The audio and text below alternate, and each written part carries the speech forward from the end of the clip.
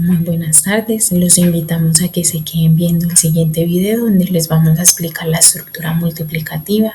Este trabajo está realizado por Luisa Fernanda Montaña Rodríguez, Jessica Alzate Pérez y quien les habla, Catherine Suárez Rico.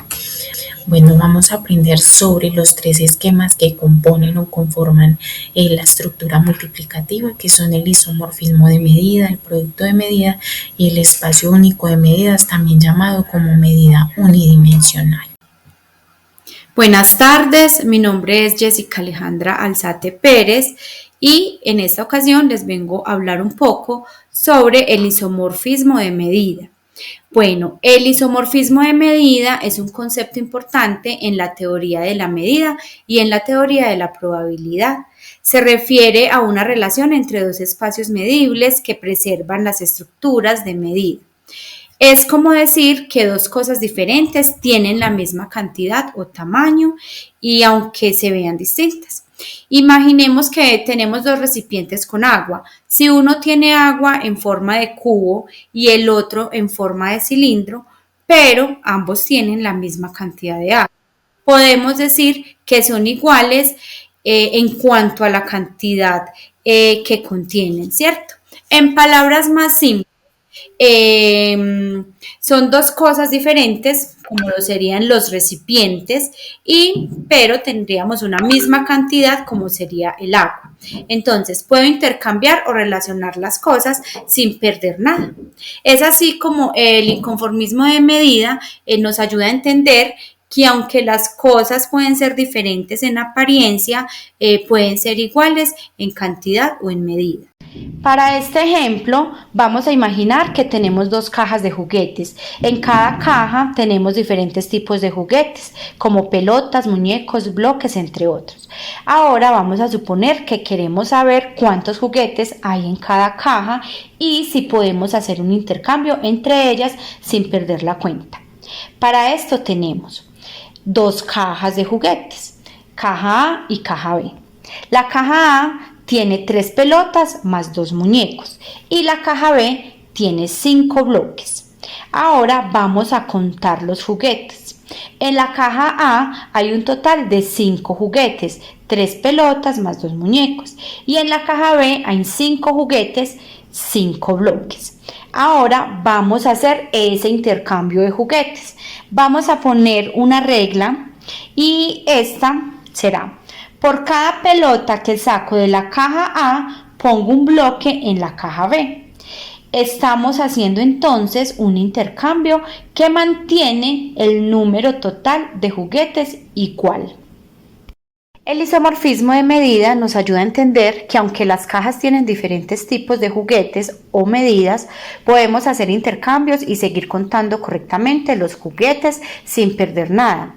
Esto es importante porque nos dice que ambas cajas son iguales en términos de cantidad, aunque sean diferentes en lo que tienen. A mí, muy buenas tardes, mi nombre es Luisa Fernanda Montaña Rodríguez. Las situaciones de productos de medida hacen referencia a aquellas donde se presenta la interacción entre magnitudes y medidas mediante una estructura multiplicativa. Es decir, que son aquellas que se obtienen al multiplicar diferentes cantidades de medida, como longitudes, áreas y volúmenes. Estos productos son útiles en diversas aplicaciones, como en física, ingeniería y construcciones, ya que ayudan a entender y a construir y a calcular, dimensiones y capacidades en el mundo real, ¿cierto? Por acá entonces tenemos que en general en este tipo de problemas se obtiene una nueva medida en función a otras dos medidas dadas, ¿cierto? En nuestro caso consideraremos una medida 1, una medida 2 y una medida 3. Cualquiera de las tres puede ser la calculada, porque en ciertos casos nos pueden dar la medida 1 y la medida 3, entonces tendríamos que calcular la medida 2 o viceversa, ¿cierto? Acá tenemos como una especie de fórmula que podemos utilizar normalmente para hacer estas medidas, que sería buscar la medida 3 que se dará multiplicando la medida 1 con la medida 2. Por acá a continuación tenemos pues como algunos ejemplos. Tenemos que en el ejemplo 1 Dice, César dibuja el siguiente rectángulo con con cuadraditos de igual tamaño. Acá pues vemos como el rectángulo y los cuadraditos. Y nos dice cuál es el área de este rectángulo en unidades cuadradas. Aquí podríamos decir que esta situación involucra una estructura multiplicativa de productos de medidas, ya que se proponen dos medidas que serían pues como el largo y el ancho, ¿cierto? Y debemos hallar pues como una nueva medida, que esa sería la que calcular como el área del rectángulo, que sería largo por ancho, ¿cierto? Tenemos la medida directa, que son las que obtenemos cuando comparamos las magnitudes con el patrón directo o medidas que, o con un aparato, ¿cierto? Así podemos medir longitudes, masas y tiempos. Por ejemplo, cuando medimos una mesa, que lo hacemos con una cinta métrica, ¿cierto? Cuando medimos la temperatura de un enfermo, lo hacemos con un termómetro. O cuando medimos la velocidad de un automóvil, que lo hacemos con un velocímetro, ¿cierto? Esas serían medidas directas, cuando usamos un objeto medidor concreto. Y las medidas indirectas son las que se calculan a partir de magnitudes medidas directamente. Así suelen obtenerse la velocidad y la superficie. Por ejemplo, en el caso, la medición indirecta de la velocidad, o sea, cuando medimos también una velocidad, pero sin necesidad del velocímetro, sino calculando otras medidas. Esas serían pues como los dos tipos de medida y serían pues en conclusión. Muchas gracias. Continuamos con mi compañera. Entonces, ¿qué es un espacio único de medida o medida unidimensional? Imagínate que tienes un gran baúl lleno de juguetes y dentro de ese baúl hay carritos, hay muñecas, hay bloques y otro tipo de juguetes. Cada tipo de juguete se puede medir de diferentes maneras, como por ejemplo los carritos pueden ser medidos por su tamaño, las muñecas por su altura y los bloques por la cantidad que hay de los mismos. Un espacio único de medida sería como tener una sola regla mágica para medir todos los juguetes sin importar cuál sea, la cual podemos medir la longitud del carrito, la altura de la muñeca y la cantidad de bloques que hay. Entonces, este espacio único de medida también tiene algunos tipos de unidades de medida, los cuales son la masa, la longitud, la temperatura, el volumen y el tiempo. La masa mide la capacidad de materia que tiene un objeto, como por ejemplo cuando queremos hacer la comparación del peso de un jabón a un champú.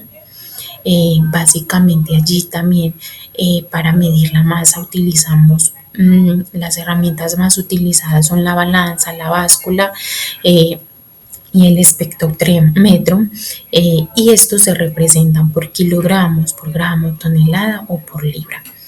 La longitud mide la distancia entre dos puntos.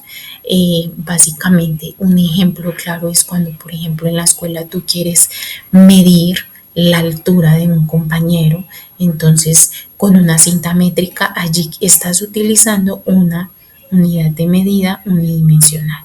Estas se representan por metros, centímetros, kilómetro, pulgada o pie y los instrumentos más utilizados para medir la longitud son la cinta métrica, el calibre y la regla cuadrada.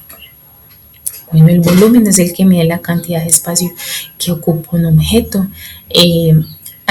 Allí podemos medir como la cantidad de agua que queremos ver que se ocupa en un vaso y este se representa por centímetro cúbico, por metro cúbico, mililitro cúbico, decímetro cúbico y los instrumentos más utilizados para la medida del mismo son la probeta, el vaso de Bohemia, la pipeta, entre otros.